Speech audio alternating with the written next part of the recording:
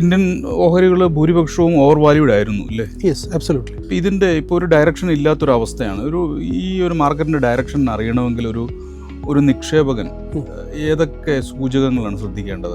നമ്മളെല്ലാവരും നോക്കുന്ന നിഫ്റ്റിയും സെൻസെക്സുമാണ് നോർമലി നോക്കുന്നത്. പക്ഷേ നിഫ്റ്റിയും സെൻസെക്സും അല്ല ഒരു ക്ലിയർ പിക്ചർ തരുന്നത്. നിഫ്റ്റി പോസിറ്റീവാണ് അല്ലെങ്കിൽ സെൻസെക്സ് പോസിറ്റീവാണ്, പക്ഷേ ഫണ്ട്സ് നെഗറ്റീവ് റിട്ടേൺസാണ് തന്നിരിക്കുന്നത്. അതിൻ്റെ റീസൺ എന്താണെന്ന് പലപ്പോഴും കസ്റ്റമേഴ്സ് ചോദിക്കാറുണ്ട്.